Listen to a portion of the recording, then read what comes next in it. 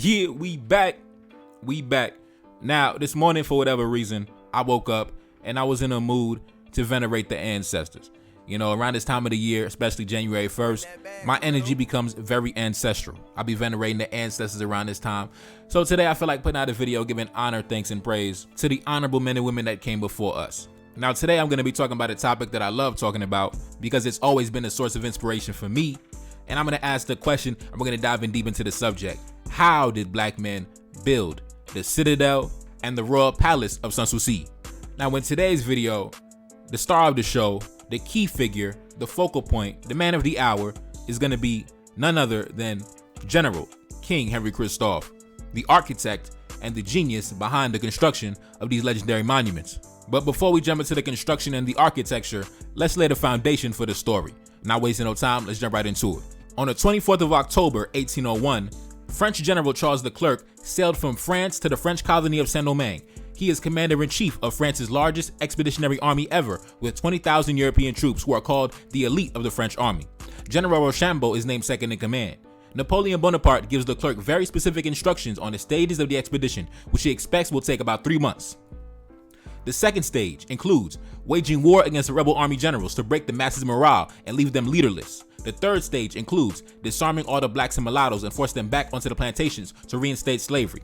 Bonaparte's commands to Leclerc include: do not allow any blacks having held a rank above that of a captain to remain on the island. On the 4th of February 1802, General Christophe set fire to the capital, burning it to the ground in anticipation of the European troops' arrival. He writes, "The most devastating war in the history of Saint-Domingue has now begun." Now, I had to give that introduction just so you know how Christophe became famous and how his name became known across the world. Because to put it in context, Christophe was around 34 years old at the time, 34 years old, 35 years old.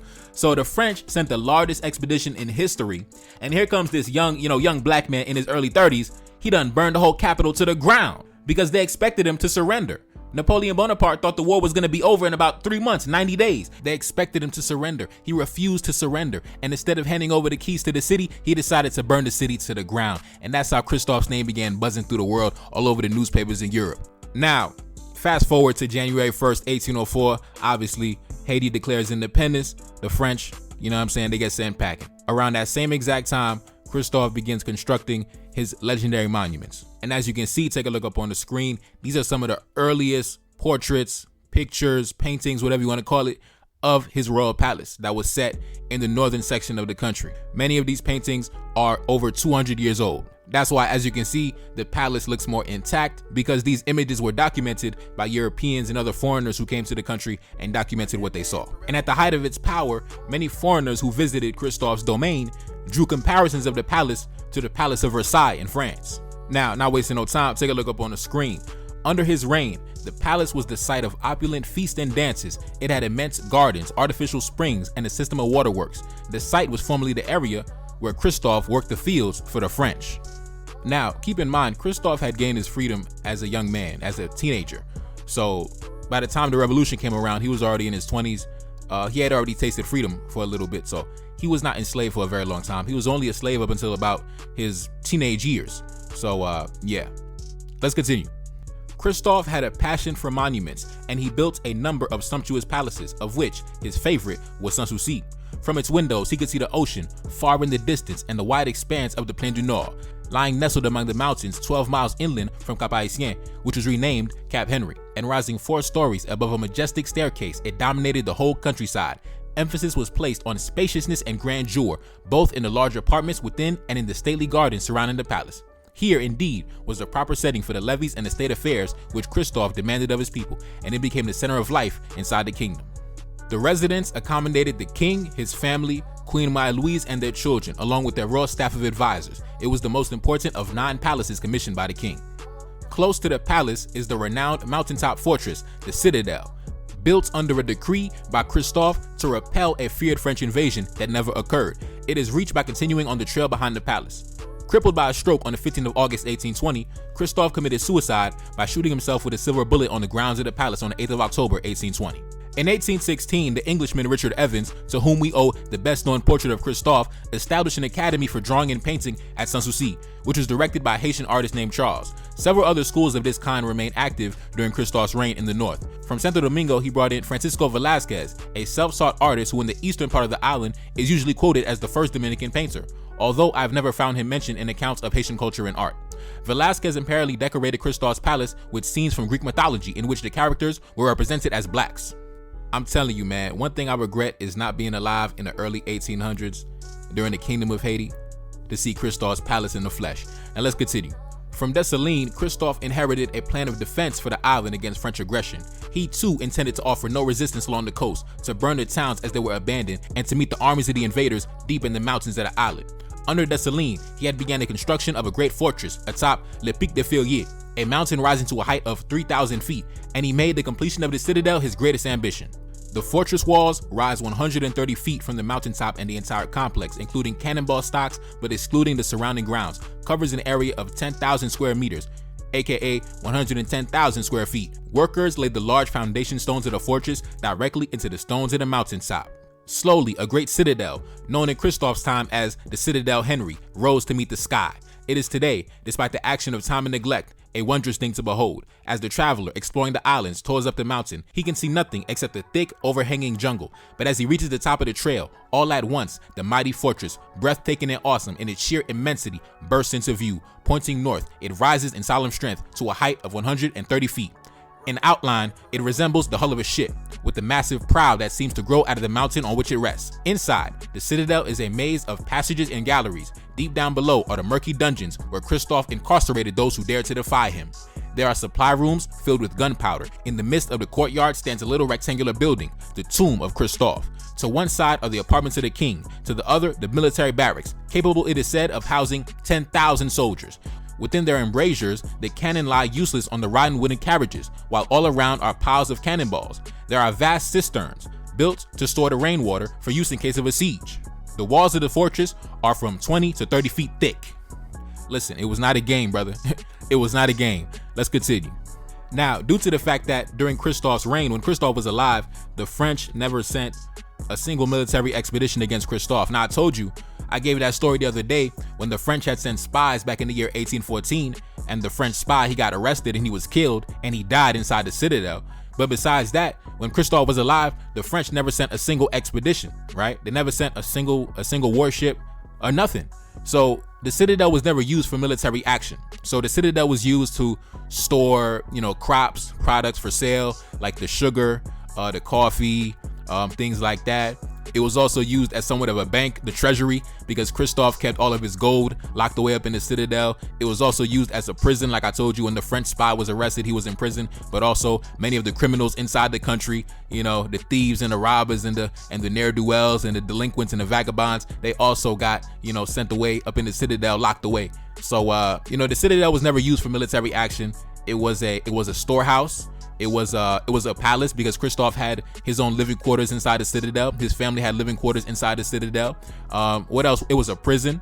It was a bank. It was a central bank. It was a lot of things, but it was never used for military action, unfortunately. Well, I guess fortunately, but anyway, let's continue. Haiti declared its independence from France on January 1st, 1804. Soon after, it was decreed that forts be built on the country's mountaintops in case the French tried invading again. None was grander than the citadel in the north, built by General King Henri Christophe. The survival of many of Christophe's letters mean that we can learn a lot about the building of the citadel. He micromanaged the whole project, right down to bossing individual blacksmiths and carpenters. No mean feat, while he was effectively second in command for the whole army. The citadel sits on top of a mountain around 900 meters above sea level, all the better for spotting potential French invaders. Note the artillery. The citadel wasn't just big, it was also a piece of cutting-edge military architecture, incorporating the theories of Vauban and Montalembert, with bastions for interlocking fields of fire and stacked galleries of guns to rain death below. And when they talk about Vauban and Montalembert, I believe they're talking about military engineers from the 17th century who designed star-shaped fortresses with overlap shooting areas, making them difficult to attack.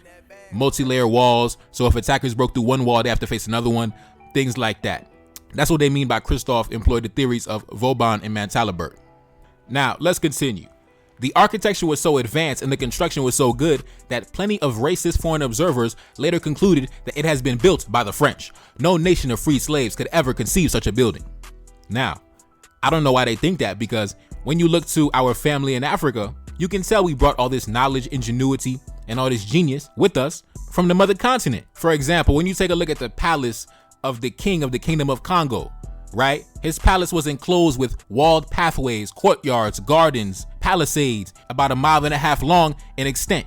When you take a look at the region now known as Mali, there were anthropomorphic megaliths that date back to 1400 years ago. When you take a look at pre-colonial Nigeria, there were defensive structures built from earth and stone used to repel invasions from neighboring nations. When you take a look at the ancient Hausa kingdoms, the city-state was surrounded by a defensive wall, and the royal court was surrounded by a defensive-like structure that was similar to a citadel. When you take a look at ancient Benin City, the ancient walls of Benin, during that time, it was the largest man-made structure in the world during that time. So when you see them say that the Europeans couldn't believe that black men built the citadel, or they couldn't believe that black men built the palace, I mean, black men been building legendary shit for centuries, man, and we need to get back to that. Yeah. So when I make these type of videos, I make them so black men understand that we've built legendary shit in the past and we need to get back on that type of timing. Now let's continue. The Citadel was built in 2 stages. The famous Quadavid battery, shaped like a ship's prow, was a secondary addition. Its neat design shields the rest of the fort from the brunt of the Caribbean storms that whip off the coast. Now, the Quadavid battery, that's actually named after his wife, Marie-Louise Quadavid. Now, let's continue. Foreigners were not allowed to visit the Citadel, even though a few ended up there doing hard labor as prisoners who were sent to work. Like I told you before, like the French spy who got caught in 1814, who was arrested and killed inside the Citadel. So if you were a foreigner and you ended up inside the Citadel, you're most likely arrested and being tortured. Now, let's continue. But his Royal Navy report from 1810 describes it as a Caribbean Gibraltar, so formidable were its defenses. Now, as you can see, these are some of the earliest depictions of the Citadel, some of the earliest depictions that were, I guess, I don't know who did this, I don't know. As you can see, when the Citadel was under construction back in 1810. Now, let's continue. As King of Haiti, Christophe maintained a fine palace inside the Citadel, and when he died in 1820 during an uprising against him, he was secretly buried there. The red lichen that now covers part of the fort is called Sang de Christophe, aka Christophe's blood. In the event of an invasion, Christophe planned to have his military burn all the valuable crops and food stocks along the coast, then retreat to the fortress, setting ambushes along the sole mountain path leading to the Citadel. Large cisterns and storehouses in the fortress interior were designed to store enough food and water for 5,000 defenders for up to a year. The fortress included palace quarters for the king and his family in the event they needed to take refuge inside the walls. Other facilities included dungeons, bathing quarters, bakery ovens. Also visible is the tomb of Christophe's brother-in-law, who was killed when the gunpowder room he was in exploded. Now, yeah, that's actually a story that's not really told. Christophe's brother-in-law, I believe, his wife's baby brother, who was actually the governor of the Citadel, Prince Noel Quadavid, he was actually killed. I forget the year. It could have been 1819, somewhere between 1817 or 1819. And he was inside the gunpowder room, and unluckily, lightning had struck the gunpowder room, and he was killed upon an explosion, obviously. And yeah, that was a crazy story. That was a crazy story. People don't really know about that. Rest in peace to him. Now, unfortunately, when Christophe died in 1820, when the half-white sons of the Frenchmen came into power, they abandoned all of Christophe's projects. They abolished all of Christophe's schools. They abolished all of Christophe's academies. They abolished all of Christophe's life work. They stopped all construction on the Citadel when Christophe died. They plundered and destroyed the palace when Christophe died. The half-white sons of the Frenchmen, man, they really set in motion the destruction of the country. They really set in motion the destruction of the country. And I'm always going to make sure that everybody knows that. The half-white sons of the Frenchmen in the year 1820, they set in motion the destruction of the country. But anyways, man, big up to Christophe. You know, I was just in that mood this morning, man. I was like, man, let me big up the ancestors. It's about to be January 1st. Man, I was just in that mood, bro. You know, one love to the ancestors. One love to our forefathers. One love to our predecessors. I love y'all. I love y'all. I love y'all. Now, it's your boy Never Card. That's Celine back in the building. Yes, indeed. Cash App up on the screen. And I'm gone. Peace. Reincarnated, I'm back in original fashion. I left on a horse and came back in the ass, and I left with abundance and came back to famine. We used to be pyramids, now we be rapping. Look how the mighty have fallen. Used to be running, now we be walking. When you be cooning, that's when they applauded. Selling your soul, your sons and your daughter. Gotta come up in this shit, they stuck in the mix. Really, my heart it be breaking. That's why I'm stacking that paper and handle my business. Pass it down in generation. Talking about money and power and building a nation. That's a deadly combination. Never be watching the TV, they pushing agendas, falsifying information. Know they got malice intentions. Step in the room and I'm feeling the tension. Enemy watching, he blocking my vision. Get for the check cause I need my redemption. Building my kingdom, I need it protected. Ready for war like a young Money Congo. Never decided the team is the motto. Up in the crib and I'm whipping up waffles. Up in the crib and I'm smoking gelato. I'm chilling, I'm taking my pain and make it ambition. I'm blessed by the gods, but I ain't religious. I came for the power, they came for the bitch. They making no hourly wage, I got business. This is an art, and they could never be taught. Selling my soul, I can never be bought. Play with my money, I see you ain't caught. Run to the check and I do it for sport. Babylon falling, I go to the source. Packing my luggage and go overseas. Shorty be with me and she so elite. Shorty be chocolate, I'm calling her Hershey. Secret intelligence probably gon' murk me. Don't fuck with brands, cause nigga I'm Haitian. Say the wrong shit and get smack in their faces.